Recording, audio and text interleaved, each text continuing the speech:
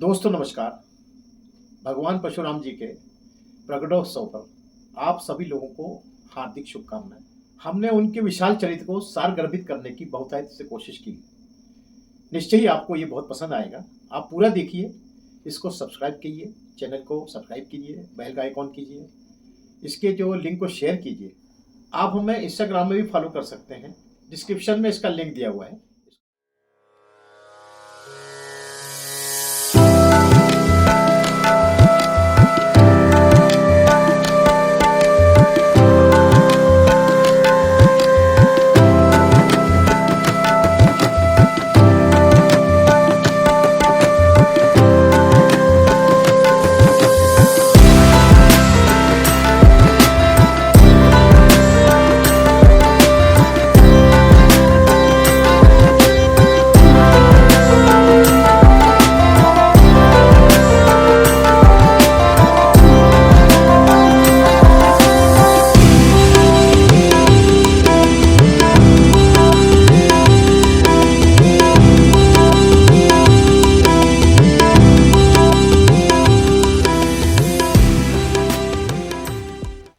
दोस्तों नमस्कार, मैं पंडित अनिल मिश्र राष्ट्रीय कल्चर से आज परशुराम जी के प्रकटोत्सव पर एक विशिष्ट उनके बारे में कुछ जानकारियां लेकर आया हूं। आइए चर्चा करते हैं। दोस्तों, जनमानस में सबसे जो बहुचर्चित जो ग्रंथ रहा है वो रामायण है। रामायण हमने रामलीला में भी देखी है, हमने नाटकों में भी देखी है, सीरियल में भी देखी है। यानी आम जनमानस तक सबसे पहला अप्रोच अगर आया है तो रामायण का आया है। और रामायण में परशुराम भगवान जी का एक जो परिचय आया है वो परिचय धनुष यज्ञ का है कि जनक जी का धनुष यज्ञ हुआ, धनुष टूटा, क्रोध से थर थर कांपते एक ऋषि आए जिन्होंने फरसा घुमाकर ना केवल राजा जनक को धमकाया, फिर उन्होंने वहाँ बैठे हुए राजाओं को धमकाया और फिर अंततः उन्होंने ये कहा कि जिसने भी धनुष तोड़ा है मैं उसको दंडित करूँगा। फिर भगवान राम ने आकर उनसे विनय की और उनको शांत करके, उनको प्रसन्न करके वापस भेजा। इतना चरित्र हर जनमानस के मन में भगवान परशुराम का आया हुआ है। लेकिन दोस्तों, भगवान परशुराम जी का जो चरित्र है बहुत विशाल है और सबसे ज़्यादा अगर आदिवासियों और जो सुदूर अंचल में रहने वाले जो गरीब लोग हैं उनकी चिंता अगर किसी ऋषि ने करी है तो भगवान परशुराम है। यानी आप देखिए कि हिमालय के श्रृंगेरी पीठ से लेकर केरल के अलियालम पीठ तक, इधर गोवा के जो दलदल से शक्तिपीठ बना है वहां से लेकर और झारखंड के टांगीनाथ का जो प्रसिद्ध मंदिर है परशुराम जी का, यहां तक उन्होंने सैकड़ों किलोमीटर की यात्रा, पद यात्रा करी। अकेले सिंगल आर्मी कहलाते थे, वन मैन आर्मी कहलाते थे और उन्होंने सब सुदूर अंचलों में जाकर शक्तिपीठ की स्थापना करी। और शक्तिपीठ एक दो नहीं, सैकड़ों में शक्तिपीठ की स्थापना करी। और उन शक्तिपीठ में उन्होंने अपने योग शिष्यों को बिठाया, वहाँ के जो निरंकुश राजाओं थे उनको धमकाया और उन आश्रम से इन आदिवासियों की समस्याओं का निवारण उन जो शक्तिपीठ के संचालक लोग थे वो राजाओं के सामने लेके जाते थे। राजा उनको स्वीकृत करते थे और जो राजा जैसे निरंकुश था उसके लिए भगवान परशुराम ने अपना फरसा उनको बता के रखा था कि अगर आप नहीं मानेंगे। इस प्रकार निरंकुश राजाओं पर इन्होंने अपना जो है अंकुश रखा। उनका जो राजाओं का संचालन आश्रम से करवाया और सदगुरु राम ने अंचलों के जो आदिवासी उनका लिए बहुत न्याय के लिए बहुत काम किया उन्होंने। यानी आप देखिए कि एक जगह नहीं, दो जगह नहीं, आप देखिए यूपी में देख लीजिए, बिहार में देख लीजिए और दक्षिण में देख लीजिए, इधर उत्तराखंड में देख लीजिए, हर जगह उनके शक्तिपीठ और शक्तिपीठ भी ऐसे जो बिल्कुल सदूर ग्रामांचल में बने हैं जहाँ पर की अप्रोच नहीं है, वहाँ पे इनके शक्तिपीठ बने हुए हैं जहाँ पर उन्होंने वहाँ के जो आदिवासियों को, अनपढ़ लिखे लोगों के अधिकारों के संरक्षण के काम किया, उनको खेती के नए तरीके बताए, उनको वहाँ पे शिक्षा दीक्षा दी। ऐसे उनके अनन्य काम उन्होंने शक्तिपीठ से किए। भगवान परशुराम जी का जन्म भृगुवंश में हुआ था। ये भृगुवंशी हैं। इनके पिता का नाम ऋषि जमदग्नि और माता का नाम रेणुका था। इनका जन्म का जो समय है ये सतयुग और त्रेता युग के संधि काल में वैशाख शुक्ल पक्ष की तृतीया के दिन यानी अक्षय तृतीया के दिन का जन्म हुआ था। और आपको बताऊं कि अक्षय तृतीया जो है, ये कभी क्षय होने वाली तिथि है। इसका इतिहास में शुरू से बहुत बड़ा महत्व रहा है। इसका महत्व का अंदाज इसी से लगाइए कि इसी के अक्षय तृतीया के दिन ही जो है विष्णु जी के चरण से चरण गंगा का प्रादुर्भाव हुआ, ब्रह्मा जी के पुत्र अक्षय का प्रादुर्भाव हुआ। आज के दिन ही माँ अन्नपूर्णा का प्रादुर्भाव हुआ। आज के दिन ही भागीरथ जी पृथ्वी पर जो है गंगा जी का अवतरण करा के लाए थे।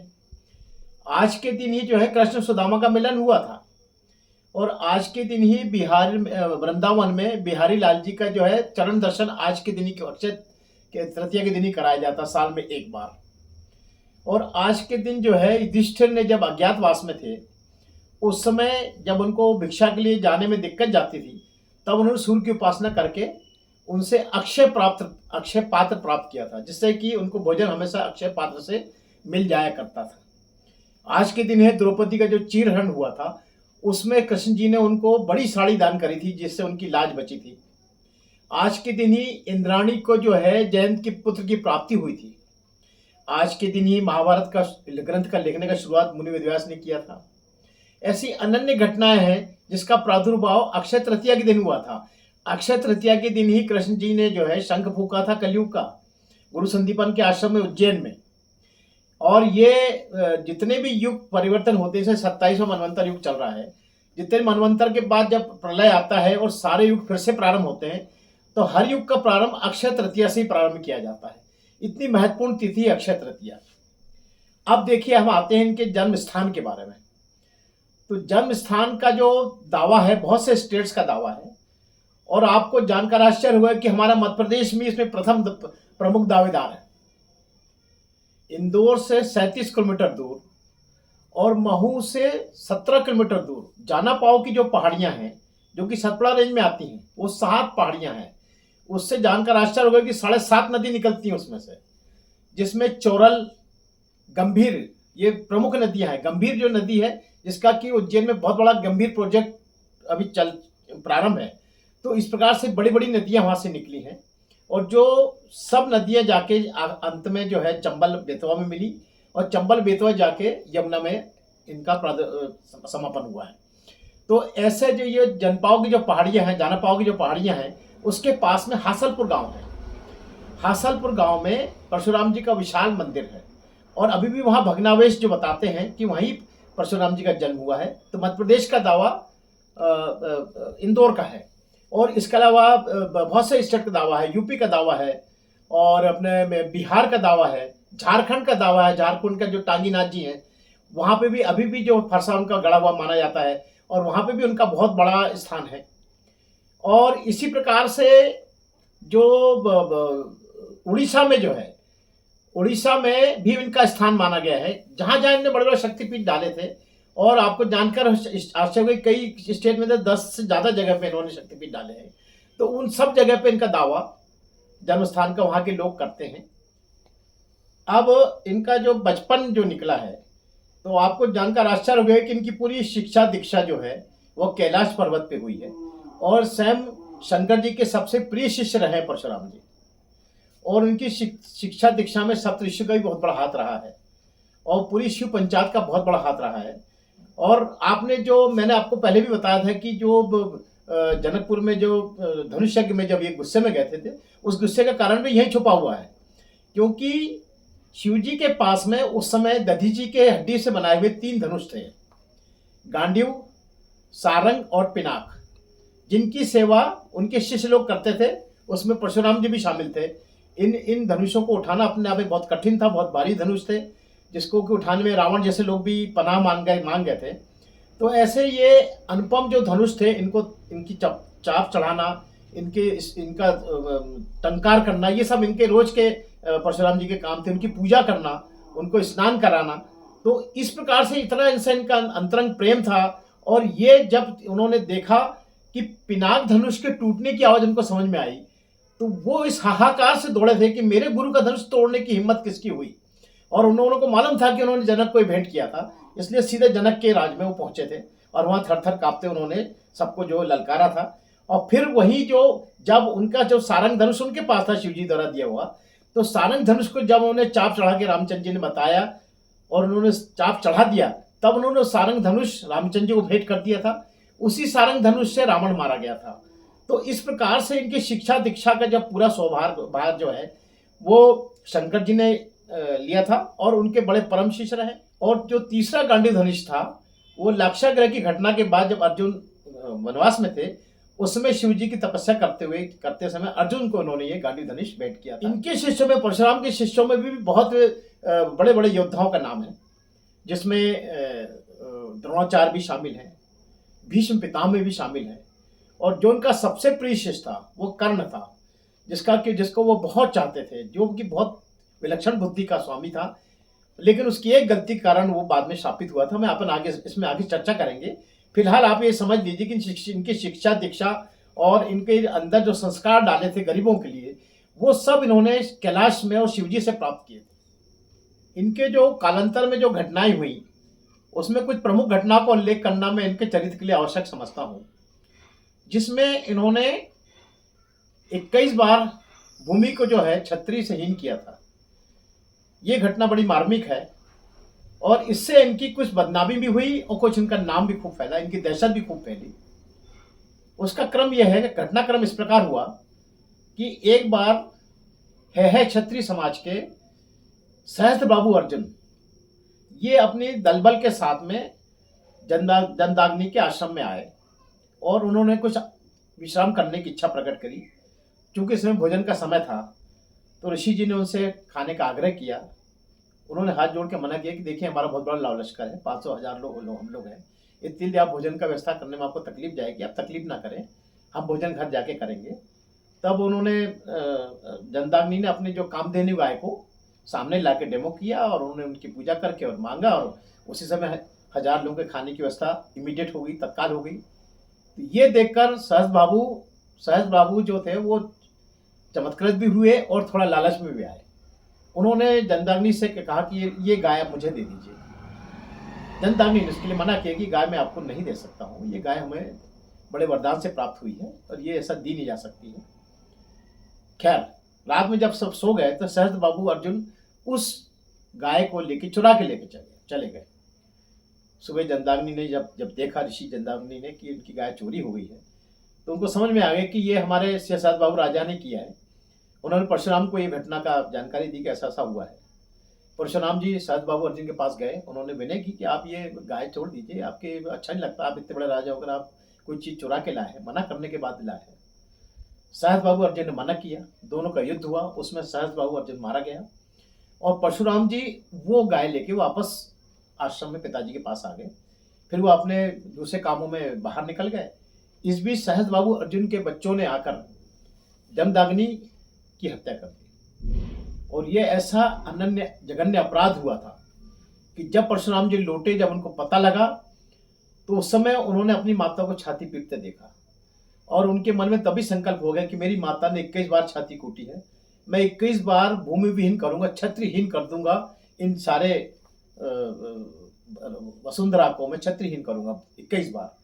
और उसके कारण उन्होंने 21 बार क्षत्रियों को मारा, राजपूतों को मारा, और राजपूतों में एक अलग सा एक अलौकिक टाइप का एक उनके खिलाफ जो है वो तीव्रता आ गई, लोगों में दहशत आ गई, डर आ गया और पूरे वसुंधरा में उनका एक छत्र राज कायम हुआ कि ये बहुत तेजस्वी और वीर ऋषि हैं। लेकिन हनुमान जी इससे चिंतित हुए। यहाँ पर इसलिए हनुमान जी का जिक्र इसलिए कर रहा हूँ कि हनुमान जी के आराध्य हैं। हनुमान जी चिंतित हुए कि मेरे गुरु अगर ऐसा करेंगे तो इससे तो पूरे इसमें जो है अधर्म छा जाएगा और जो पृथ्वी जो है राजपूतों से सुरक्षित होती है, क्षत्रियों से सुरक्षित होती है, अगर वो नहीं रहेंगे तो साधु संतों की रक्षा के लिए कौन आगे आएंगे। तब उन्होंने आके अपने परशुराम जी को समझाया कि आप ऐसा ना करें, इससे आपकी अब आगे बदनामी होगी। आपने ठीक 21 बार आपने लिया था प्रण, तो 21 बार हो गया, अब इसको समाप्त कर दीजिए। परशुराम जी क्रोधी थे, उन्होंने कहा ये अब कभी नहीं होगा, मैं हमेशा इनको मारता रहूंगा। तब हनुमान जी से उनका युद्ध हुआ, हनुमान जी ने उनको युद्ध में हराया, आखिर वही 12वें रुद्र थे और आखिरी में परशुराम जी कन्विंस हुए और तब पहली बार उनकी आंखों से अपने पिता के लिए 2 बूंद आंसू के निकले साहब, और उस 2 बूंद के साथ ही उनका हृदय परिवर्तन ऐसा हुआ कि उसके बाद इतने बड़े संत बने, वो इतने बड़े संत बने कि जो आदिवासियों के मसीहा बने और उन्होंने सबका दुख दर्द समझना जो प्रारंभ किया, तो उनके अंदर देवत्व की एक अलौकिक भावना, एक अलौकिक आत्मा उनके अंदर समझ लो जागृत हो गई। उसके बाद उनका पूरा जीवन जो है, उन्होंने 21 वेदों का अपने सृजन किया, अपने हाथों से लिखा। ऐसे महान ऋषि थे परशुराम जी। एक इनकी दूसरी घटना का जिक्र मैं और करना चाहूँगा कि इनके जो सबसे प्रिय शिष्यों में जो थे, वो भीष्म थे, कर्ण थे और द्रोणाचार्य भी थे। लेकिन भीष्म ने एक गलती कर गए थे। भीष्म अपने जो जो दो उनके जो दूसरे जो भाई थे, उनमें से एक जो रुग्ण भाई थे, उनके लिए उन्होंने 3 कन्याओं का अपहरण उनके स्वयंवर से किया था, जिसमें अंबालिका, अंबा और तीसरी और 3 कन्या थी, जिसमें 2 कन्याएं तो उनका अपहरण एक्सेप्ट कर लिया था, और अम्मा ने कहा कि चूंकि वो किसी और से प्यार करती हैं, इसलिए हमने वहाँ जो जो स्वयंवर भी था वो एक प्रकार से अप्रकृत था, और उसमें ये तय था कि वही मैं उन्हीं के घर में माला डालूंगी और आप मुझे उठा के ले आए। तब भीष्म ने अपनी गलती मानी और उनको सविनय साधार वापस उस जिससे उनका प्रेम था उसके राजमहल में उनको छोड़ के आए। उधर जब राजा आए तो उन्होंने इसको एक्सेप्ट करने से मना कर दिया अम्बा जी को, कि वो अब एक्सेप्ट नहीं कर सकते क्योंकि वो यहाँ से जीत के ले गए हैं, और मैं अगर ऐसा करूँगा तो मेरी बहुत बदनामी होगी इसमें। अम्बा जी फिर वापस आई, उन्होंने भीष्म से अनुरोध किया कि देखिए अब मैं तो उधर की भी नहीं रही, इधर की भी नहीं रही, अब आप ही मुझसे विवाह करिए। भीष्म ने कहा भाई मैं तो मजबूर हूँ, मैं तो बचपन में आज जब मैं ब्रह्मचारी रहने का मैं प्रण ले चुका हूँ पिताजी से, मैं ऐसा कर नहीं सकता। तब अम्बा जी क्रोधित होकर उनके जो गुरु थे परशुराम जी के पास गई और उनसे कहा कि मुझे आपके शिष्य से न्याय दिलाइए। परशुराम जी ने अपने शिष्य को बुलाया, भीष्म को, उनको समझाया कि देखो बेटा, इस कन्या का भविष्य खराब नहीं होना चाहिए, तुम इससे शादी करो। भीष्म ने अपनी असमर्थता प्रकट करी, उन्होंने युद्ध के लिए लकारा। भीष्म ने हाथ जोड़ के मना किया कि आप मेरे हैं गुरु, मैं आपसे युद्ध कैसे करूंगा। तब उन्होंने उनको अपनी शिष्यता का वो दिया, शपथ दी, और युद्ध हुआ। युद्ध बहुत बढ़ा, इतना बढ़ा कि दोनों तरफ से ब्रह्मास्त्र निकल गए। तब शिवजी ने आकाशवाणी करके दोनों को रोका और अम्बा जी को कहा कि तुमको एक जन्म और लेना पड़ेगा, अगले जन्म में तुम शिखंडी बन के आओगी और तुम स्वयं भीष्म जी को अपने हाथ से मारोगी। अब इस युद्ध को यहाँ समाप्त करो। एक अन्य घटना में, वो बड़ी अलौकिक घटना है इसलिए मैं आपको उसका उदाहरण दे रहा हूँ। एक बार शंकर जी से मिलने भगवान परशुराम कैलाश गए। उस समय शंकर जी अंतर्ध्यान थे और समाधि में थे, और कार्तिकेय और गणेश जी दोनों को आदेश था कि किसी को भी मेरे पास आने की अनुमति नहीं है। भगवान परशुराम आए, गणेश जी और कार्तिकेय ने उनका स्वागत किया, सत्कार किया, और जब वो परशुराम जी अंदर जाने लगे तो उनको रोका कि देखिए अभी आदेश नहीं है शिव जी का, अभी वो समाधि में है, अभी आप उनसे नहीं मिल पाएंगे, आपको इंतजार करना पड़ेगा। भाई इतने में क्रोधी हो गए, उनका क्रोध जागृत हो गया। उन्होंने उनको दोनों को डांटा कि मैं अपने भगवान से मिलने जाता हूँ, मिलना चाहता हूँ, आप कैसे रोक सकते हैं मुझे। तब उन्होंने दोनों ने फिर अनुनय विनय किया, अंत में नहीं माने तो फिर गणेश जी को शस्त्र निकालना पड़ा। शस्त्र निकालते ही भगवान परशुराम अत्यंत क्रोध में आ गए और उन्होंने पूरे वेग से फरसा अपना छोड़ दिया। वो फरसा चूंकि भगवान शिव जी द्वारा ही उपहार में दिया गया था, इसलिए गणेश जी ने उसको शिरोधार्य किया और वो उनका एक दांत काट के ले गया। यानी गणेश जी को एक दंती बनाने वाले भी यही हमारे भगवान परशुराम जी। तो इस प्रकार से एक घटना इनकी ये भी है कि उन्होंने भगवान गणेश जी को भी जो है अपने क्रोध का शिकार बना लिया था। अब इनका एक अन्य उदाहरण, बड़ा अलौकिक उदाहरण, हमारा मार्मिक उदाहरण है। उनका जो शिष्य जो कर्ण था, वो कर्ण बड़ा विलक्षण था और प्रतिभाशाली था, लेकिन उसकी एक गलती ये हो गई कि इनके क्रोध को समझकर उसने इनसे झूठ बोला कि मैं ब्राह्मण हूँ, जबकि वो सूत पुत्र था, और इनसे पूरी दीक्षा शिक्षा ली और ये बहुत चाहते थे उसको। और उनकी इसी चाहत में एक दिन वो थके हुए थे परशुराम जी, तो कर्ण के जंघे पे सिर रखकर वो सो गए। आप कर्ण का दुर्भाग्य देखिए कि एक कृमि आया और वो उनके धोती को काटता हुआ जांग में अंदर घुसने लगा। कर्ण पीड़ा से बिलबिला उठे, लेकिन चूंकि अगर में वो हिलते हैं तो परशुराम जी की नींद खुल जाएगी, तो अपने गुरु को कोई तकलीफ ना हो इसलिए वो कर्रा दिल करके बैठ गए। और क्रमी अंदर ही अंदर उनके मांस को बेचता रहा, और जब वो दूसरी तरफ निकला तब खून का फव्वारा उनके जांग से निकला। उसके चिपचिपेपन से भगवान परशुराम की नींद खुली वो हर तरफ से देख रहे थे कि खून निकल रहा है और इसको कोई कष्ट चेहरे पे क्यों नहीं दिख रहा है। वो तुरंत क्रोधित हो गए। उन्होंने कहा, कर्ण, मुझे तुम्हारा असली परिचय दो, तुम ब्राह्मण हो ही नहीं सकते। ब्राह्मण इतना दर्द सहन नहीं कर सकता। तुम अपना वास्तविक परिचय दो, वरना यही तुमको शाप देके भस्म कर दूंगा। कर्ण तुरंत थरथर कांपते हुए उनके चरणों में बैठ गए। हाँ प्रभु, मुझसे गलती हुई है। मैं एक केवल सूत पुत्र हूँ और मैंने आपको झूठ बोला कि मैं ब्राह्मण हूँ। परशुराम जी क्रोध उस समय सातवें आसमान था। परशुराम जी ने कहा कि तुमने झूठ बोल के विद्या ली है कर्ण।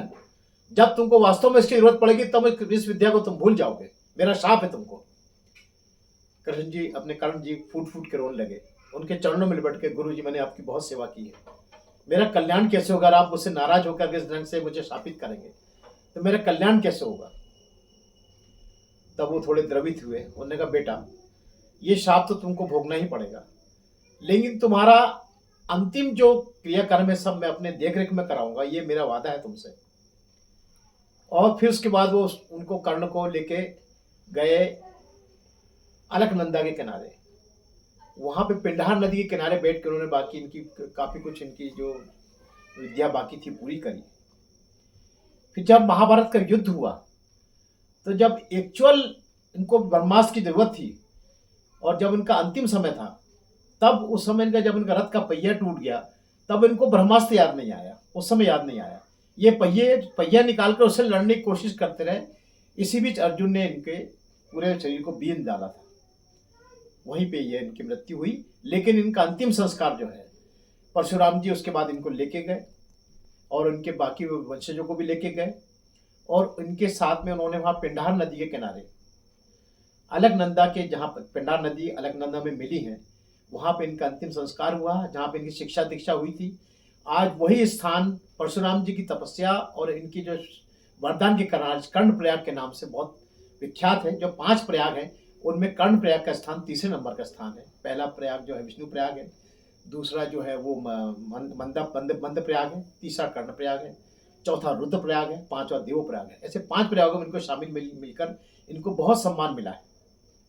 एक जो सबसे जो अंतिम और प्रथम बात थी, जो बात मैं मुझे पहले ही कहना था, अब मैं कह रहा हूँ कि ये चिरंजीव संत है। तो मैंने बताया है आपको कि चिरंजीव संत है। तो ये चिरंजीव संत का भी जो आशीर्वाद है, ये इनको शिवजी से ही प्राप्त हुआ था, सप्तऋषियों से प्राप्त हुआ था। चिरंजीवी संतों के बारे में हम पिछले जो हनुमान जी के जो एपिसोड बने थे उसमें हम ये डाल चुके हैं। मैं उसका टैग कर दूंगा आपको, आप देख लेना। विस्तृत विवरण उसमें दिया है, उसमें ये शामिल है परशुराम जी। और इस प्रकार से ये आज भी महेंद्रगिरी पर्वत पे तपस्या करते पाए जाते हैं, ऐसा लोगों का कहना है। और आज भी ये अपनी तपस्या करके इन जो चिरंजीवी संत है, अष्टचिरंजीवी संत है, इनकी तपस्या से ही इस समय कलयुग में पृथ्वी का भार स्थिर है, ऐसा माना जाता है। ये परशुराम जी की विशिष्ट जानकारी है। नमस्कार।